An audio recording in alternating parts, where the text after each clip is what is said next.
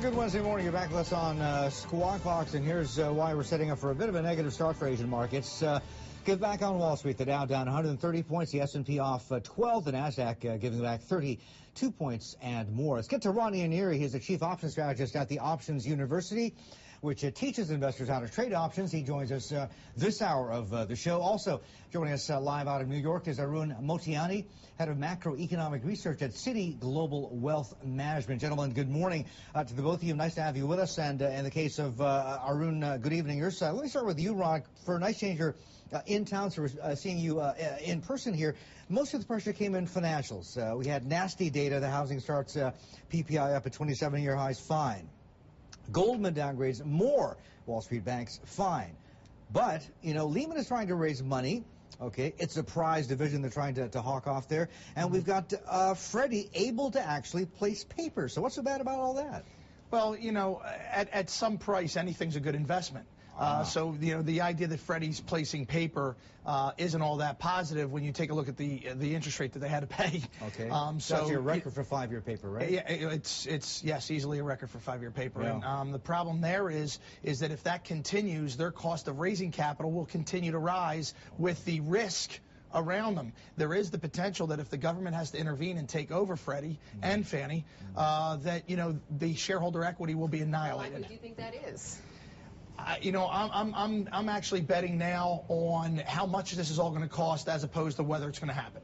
I think now it's more toward the probability than a possibility, and I think that's reflected in the stock price. These two stocks are now approaching the point of ultimate support, which is zero.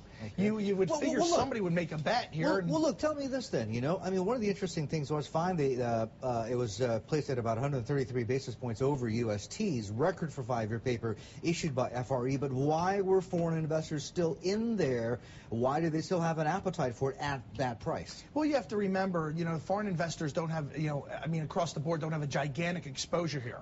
And what it is, there's a time to make a bet in anything. And this is a pretty good bet here. I mean, what can happen? What's the worst? You're going to lose your investment. If you haven't been... And you got Treasury as a backstop, right? Exactly right. So, I mean, if you haven't been in these stocks ever, here's an opportunity to hop in at probably the best prices you're ever going to see. Now, you do have the risk knowing that you might go to zero, but you have a fixed loss, and it's only as much as you spend. Arun, it looks like we're hitting another leg down in terms of the financials and all of the disclosure that's coming out of them in a very negative way. From the macroeconomic perspective, what does this mean for the U.S. economy?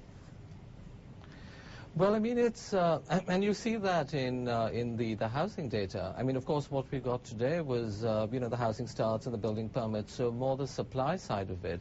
But then again, housing sales, you know, so the demand side is not looking at any health here, really. And the reason, of course, is because of the very tight sort of lending conditions, the lending constraints. And we saw that in the Fed Senior Officer Loan Survey a few days ago. And we can see how across the board, both banking as well as non-banking mortgage institutions have tightened credit. And so what that has resulted in really is that we're now getting these sort of feedback effects from housing to financials and from financials back to housing. And that's causing some kind of a downward spiral. And that, again, I say this, but I mean, also keep in mind that, you know, the second quarter GDP results are going to be stronger than most people expected till a few weeks ago. Well, by the final revisions, it'll be close to 2.9 or 3%. So there are some offsetting factors, but there is that bit which is really in serious trouble. Yeah, sort of a vicious negative feedback loop. Understood. Arun, we'll come back and talk more in just a bit. Arun Ianieri there from Citi Global Wealth Management, and also Ron Ianieri from the Options University. We'll get back to the pair of them in just a little bit.